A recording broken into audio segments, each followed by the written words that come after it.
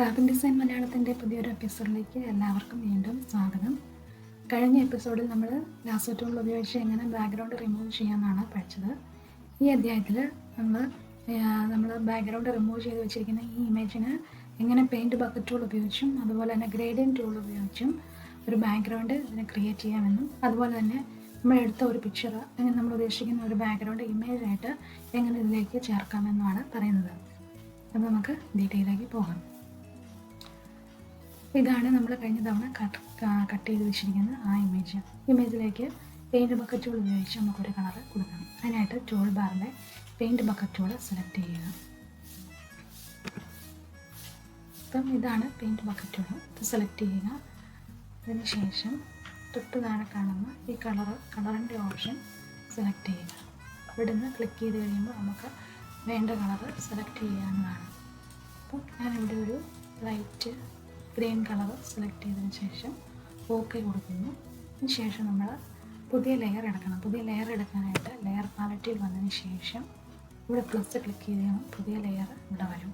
ഇനി നമ്മൾ ഇവിടെ പേജിൽ കൊണ്ടുപോയി അതൊന്ന് ക്ലിക്ക് ചെയ്ത് കഴിയുമ്പോൾ നമ്മൾ ഉദ്ദേശിച്ച ആ കളറ് ബാക്ക്ഗ്രൗണ്ടിലേക്ക് ആയി. പക്ഷെ നമ്മൾ ആ കൊടുത്ത പിക്ചർ ഇപ്പോൾ കാണുന്നില്ല.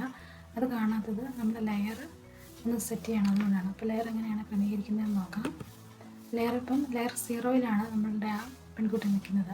ആ ലെയർ 0 തൊട്ട് മേളിലേക്ക് ഡ്രാഗ് ചെയ്തിട്ട് കഴിയുമ്പോൾ ഇവിടെ പിക്ചർ തെളിഞ്ഞു വരും. ഇങ്ങനെയാണ് ഒരു കളർ നമ്മൾ ബാക്ക്ഗ്രൗണ്ടായിട്ട് മിക്സ് ചെയ്യുന്നത്. ഇപ്പോൾ ബാക്ക്ഗ്രൗണ്ട് ലെയർ സെലക്ട് ചെയ്തിടുക. ഇനി ഈ ഗ്രീൻ കളർ മാറ്റണമെങ്കിൽ വീണ്ടും നമ്മൾ ഓപ്ഷൻ മാറ്റി നമുക്ക് വേണ്ട കളർ, ഇപ്പം ഈ ഒരു കളറാണെങ്കിൽ അത് നമുക്ക് വേണ്ട കളർ സെലക്ട് ചെയ്യുക. ഞാനൊരു ലൈറ്റ് വയലറ്റ് കളർ സെലക്ട് ചെയ്തു. ശേഷം ഓക്കെ കൊടുത്തു. അതിന് ശേഷം ഇത് ബാക്ക്ഗ്രൗണ്ടിൽ കൊണ്ടുവന്ന് ക്ലിക്ക് ചെയ്തു. അപ്പോൾ കളർ മാറി. ഇങ്ങനെയാണ് ബക്കറ്റ് ടൂൾ ഉപയോഗിച്ച് നമ്മൾ ഒരു ബാക്ക്ഗ്രൗണ്ട് ഇമേജിന് കൊടുക്കുന്നത്. അടുത്തതാണ് ഗ്രേഡിയൻ്റ് ടൂൾ. ഗ്രേഡിയൻ്റ് ടൂൾ എന്നാന്ന് നോക്കാം. ടൂൾ ബാറിൽ കാണുന്ന ഈ gradient tool. Gradient tool select ചെയ്ത് കഴിയുമ്പം ടൂൾ ബാറിൽ വേറെ കുറച്ച് ഓപ്ഷൻസ് കാണും. ഇതാണ് ഗ്രേഡിയൻ്റ് ടൂളിൻ്റെ ഓപ്ഷൻസ് കാണിക്കുന്നത്.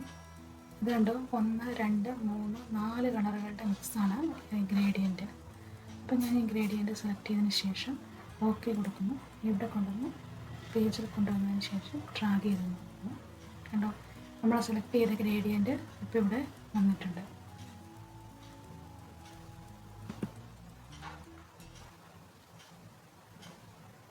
ഇനി വീണ്ടും ഈ ഗ്രേഡിയൻറ്റിന് കുറച്ച് ഓപ്ഷൻസ് ഉണ്ട്. ഓരോരോ പാർട്ടുകളായിട്ട് പല കളറുകളുടെ മിക്സ് കൊടുത്തിട്ടുണ്ട്. നമുക്ക് ഇഷ്ടമുള്ള കളറ് സെലക്ട് ചെയ്യാം. പിന്നെ ബ്ലൂസ് നമ്മൾ സെലക്ട് ചെയ്തിട്ട് ഒരു കളർ കൊണ്ടുവന്ന് ഓക്കെ കൊടുക്കും. അവിടെ ഒന്ന് ഡ്രാഗ് ചെയ്ത് നോക്കാം.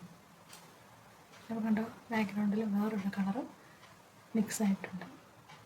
അതിനുശേഷം ഇതിൽ ഈ ഓപ്ഷൻസ് ബാറിൽ കുറച്ചുകൂടി ഓപ്ഷൻസ് കാണും. ഒന്നാമത്തേതാണ് ലീനിയർ ഗ്രാഡിയൻ്റ്. ആ ഗ്രേഡിയൻ്റ് ടൂളാണ് നമ്മളിപ്പോൾ ഇവിടെ ഡ്രാഗ് ചെയ്യുമ്പോൾ കാണാൻ കഴിയും.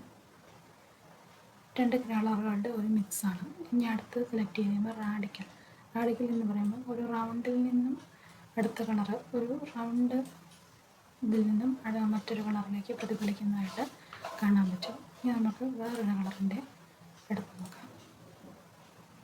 അങ്ങനെ 3 കളറ് സെലക്ട് ചെയ്തു. അത് മൂന്നാമത്തെ ടൂളായ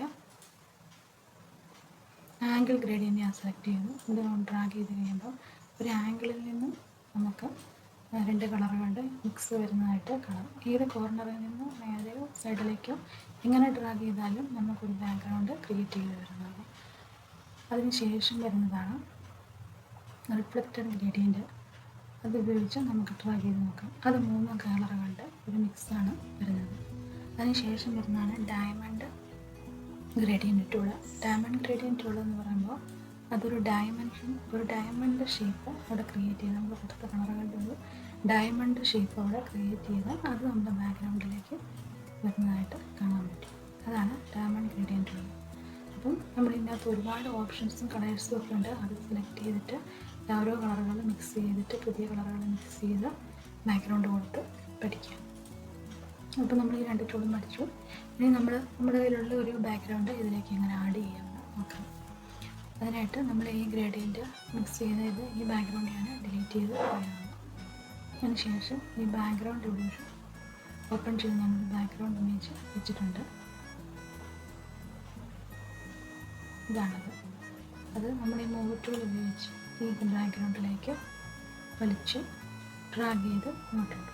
ആ ബാക്ക്ഗ്രൗണ്ട് നമ്മുടെ ഈ പിക്ചറിൻ്റെ കൂടെ വന്നു. ഇനി നമുക്കിതൊന്ന് ട്രാൻസ്ഫോം ചെയ്ത് കൺട്രോൾ T കൊണ്ട് ട്രാൻസ്ഫോം ചെയ്ത് ഈ ബാക്ക്ഗ്രൗണ്ടിലേക്ക് ഒന്ന് സെറ്റ് ചെയ്ത് കൊടുക്കുകയാണ്.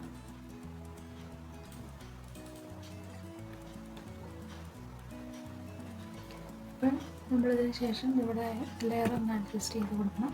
അതിനായിട്ട് ലെയർ 0 ഞാൻ തൊട്ട് മേളിലേക്ക് കൊടുത്തു. അപ്പോൾ നമ്മുടെ പിക്ചറിൻ്റെ ബാക്ക്ഗ്രൗണ്ടായിട്ട് വന്നിട്ടുണ്ട്. ഇപ്പോൾ ബാക്ക്ഗ്രൗണ്ട് വന്നു. ഇനി എന്തെങ്കിലും ഡൗട്ട് ഉണ്ടെങ്കിൽ നിങ്ങൾക്ക് കമൻ്റായിട്ട് ചോദിക്കാമെന്നാണ് ഞാൻ കരുതുന്നത്. Thank you.